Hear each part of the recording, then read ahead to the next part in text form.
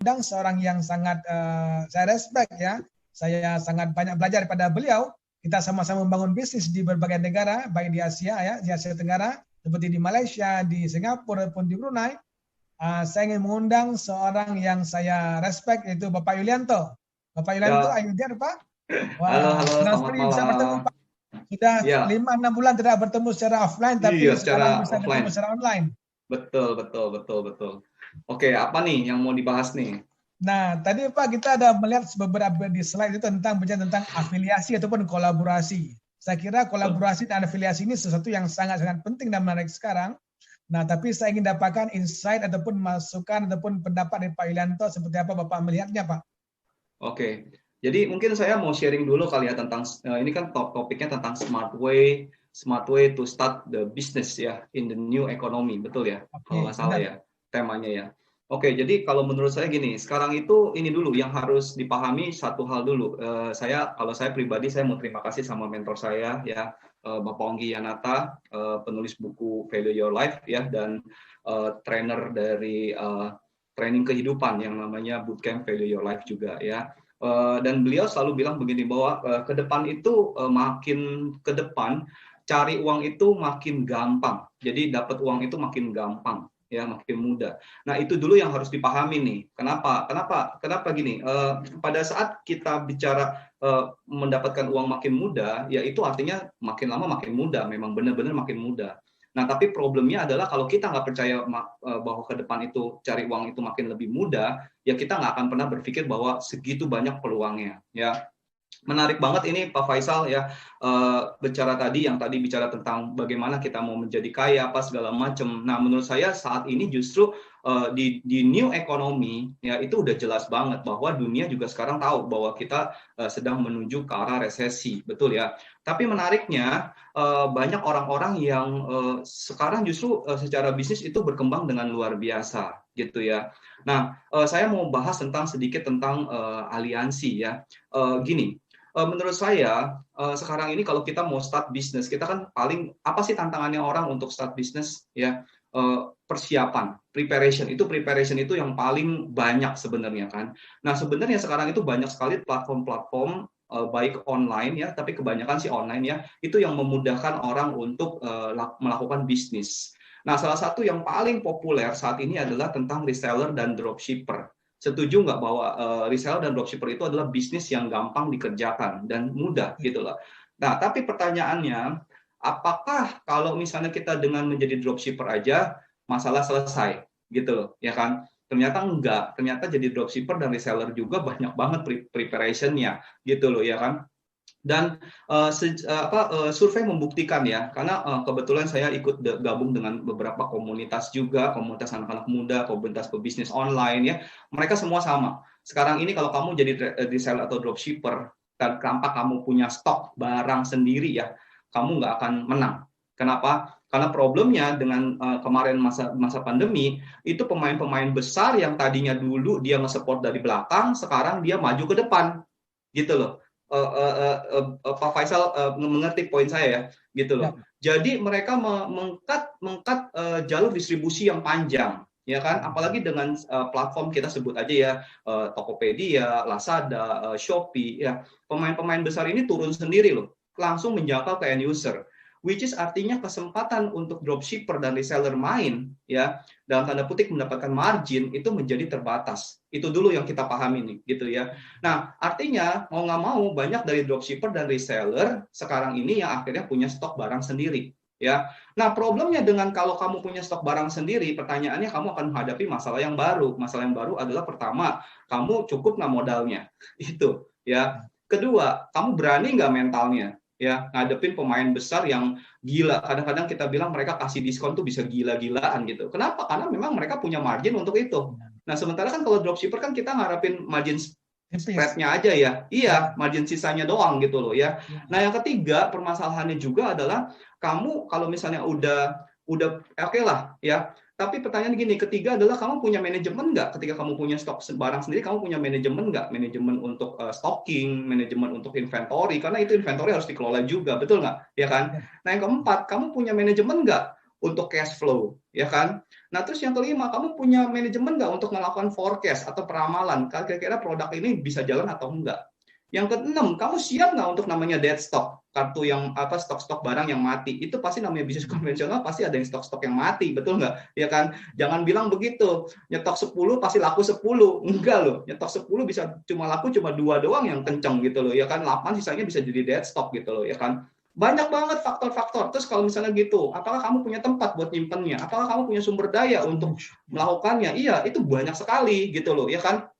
Nah, makanya sebenarnya orang bilang jadi dropshipper dan reseller itu gampang di masa sekarang. Setuju saya, ya. Tapi kalau kamu punya insting yang cukup bagus untuk tahu produk apa yang akan hit di pasaran, gitu loh ya. Nah, tapi problemnya adalah kalau buat orang-orang yang nggak pernah bisnis nih, nggak pernah punya pengalaman apa segala macem gitu ya, gimana? Sementara saya nggak punya dasar, nggak punya pengalaman untuk melakukan bisnis. Apalagi kalau maaf ya, saya seorang karyawan, ya bertahun-tahun jadi karyawan. Saya dunia bisnis gelap sama sekali gitu loh, ya kan? Bicara soal stok, bicara soal manajemen resiko apa segala macam itu gelap banget gitu loh, ya kan? Nah, jadi salah satu yang paling sederhana adalah sebenarnya kita dengan cara melakukan aliansi, kita melakukan afiliasi, ya. Afiliasi itu membuat kita menjadi berbagi, ya. Trade information, bertukar tentang informasi, bertukar tentang pengalaman, bertukar tentang sumber daya. Nah, itu salah satu contoh yang sumber daya ya. Itu menarik banget karena kalau kita bicara bertukar dengan sumber daya, sebenarnya kalau kita mau berbagi ya, itu sebenarnya kita bisa bertukar trade in banyak hal gitu loh. Tapi tetap harus ada wadahnya kan, tetap harus ada komunitasnya kan yang mewadahi orang-orang ini. Nah, problemnya adalah di dunia konvensional, Pak Faisal ya, itu kita bicara tentang kompetisi ya.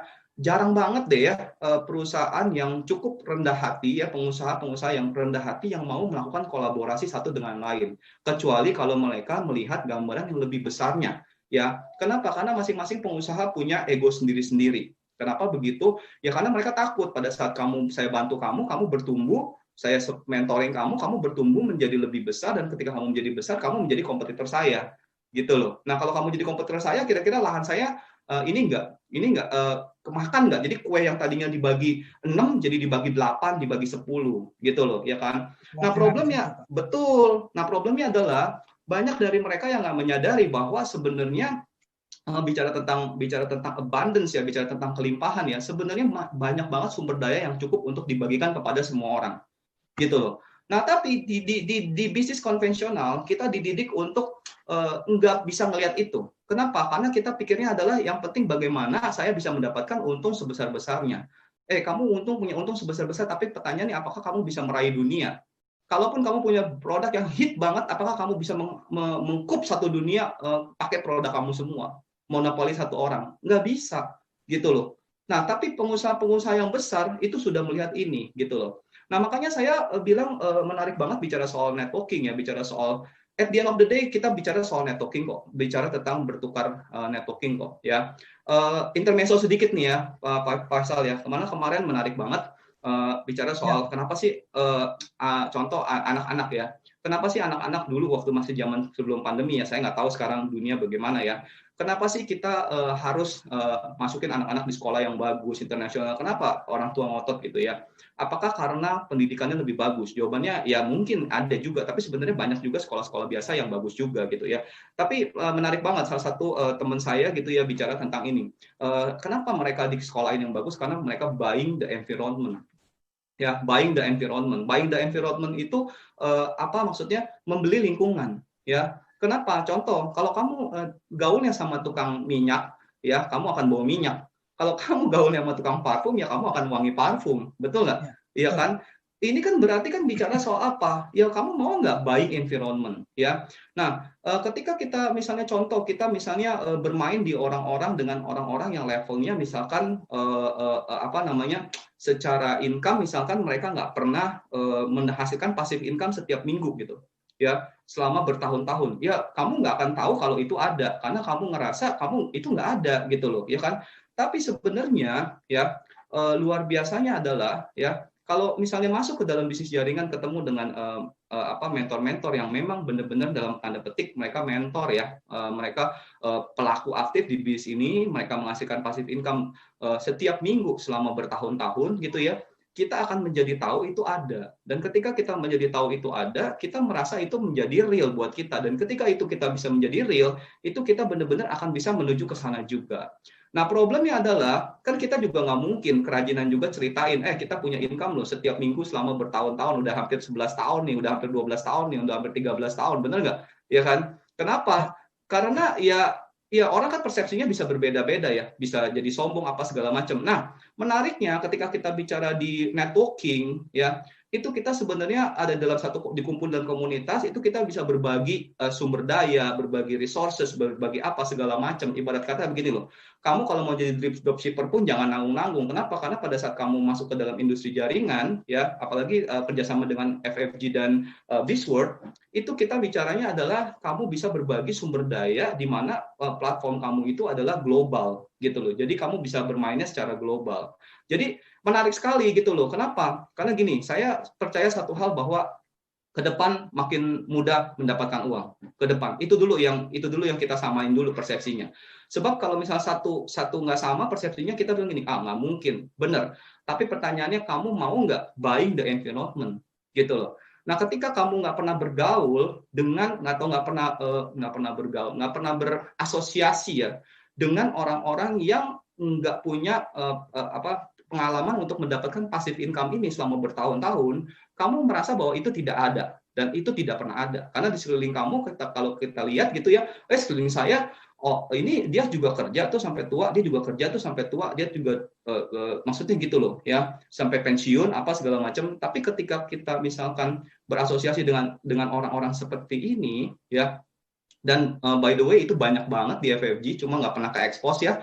Entah takut pajak atau enggak ya, nggak bercanda ya.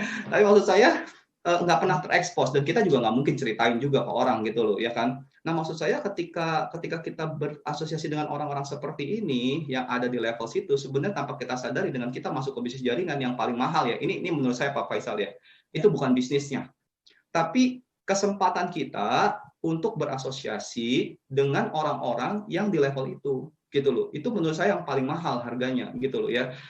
I would like to buy the environment for that gitu loh ya. Contoh, kenapa sih kamu mau bayar anak kamu puluhan juta ya kan? Hanya untuk masuk ke dalam komunitas, ke dalam lingkungan, ke dalam lingkungan yang lebih levelnya lebih tinggi daripada kita gitu loh, daripada lingkungan kita yang sekarang maksud saya gitu loh ya kan. Otomatis kalau mereka bisa mampu menyekolahkan anak-anaknya di sekolah internasional, berarti kan levelnya kan juga kan tinggi ya. Nah, betul nggak ya kan?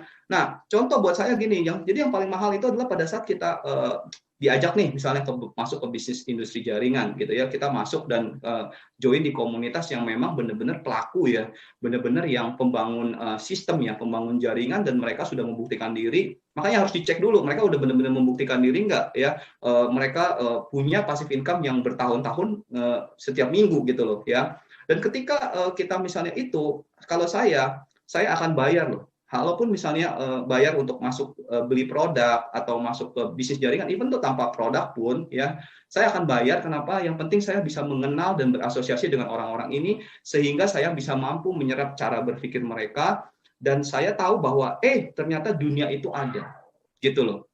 Luar biasa sekali Pak Lianto. Iya, betul betul ya.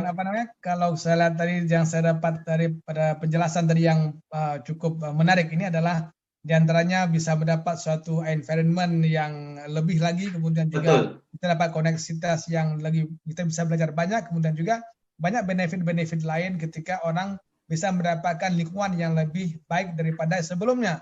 Betul, dan ini menariknya gini, Pak Faisal. Satu hal yang menarik adalah bisnis jaringan. Menurut kenapa kita temanya adalah hari ini smart way ya, smart way. Menurut saya gitu, cara pintar untuk start bisnis. Karena gitu, pada saat kamu start bisnisnya, kamu nggak perlu pusing sama semuanya karena semuanya udah disiapin. Makanya saya bilang itu smart way banget, ya kan. Di new economy kita butuh bisnis yang slim banget. Semakin gendut bisnisnya, semakin lamban jalannya, gitu loh, ya kan? Nah, bisnis jaringan kan smart banget. Kenapa? You can start from one people. Dari siapa? Diri kamu sendiri, dan kamu nggak perlu karyawan untuk itu. Tapi ketika kamu mengerjakan bisnisnya dan kamu mengerti, akan ada orang-orang lain yang mengikuti cara berpikir kamu dan akan mengerjakan bersama-sama. Nah, problemnya yang akan bersama-sama sama kamu ini bukan karyawan loh, tapi mereka pengusaha juga. Nah, bayangin nggak kalau kita berasosiasi dengan pengusaha-pengusaha lain yang kita nggak perlu gaji. Waduh, itu kerepotan kagak ada. Ya kan? Dan itulah esensinya dari bisnis jaringan. Gitu sih Pak Faisal, kira-kira. Luar biasa sekali Pak Ilianto. Aduh, saya melihat bahwa ini adalah satu hal yang sangat luar biasa. Setiap orang yang hadir pada malam ini adalah orang yang beruntung karena bisa dapat lebih jelas lagi tentang manfaatnya bagaimana kita start new business, begitu slim, semuanya sudah disediakan, tinggal menjalankannya bisa melalui pada diri Anda. Oke, terima kasih karena waktu kita juga sangat terbatas pada malam ini. Insya Allah kita akan bisa berjumpa pada kesempatan lainnya. Saya Faisal pada malam ini presenter Anda. Ucapkan terima kasih sekali lagi kepada semua teman-teman. Mohon maaf tadi di awal tadi ada sedikit gangguan signal.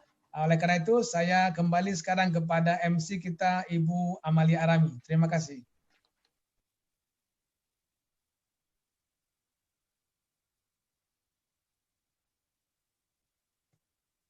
Oke, mungkin Ibu Amalia Arami belum terhubung ya.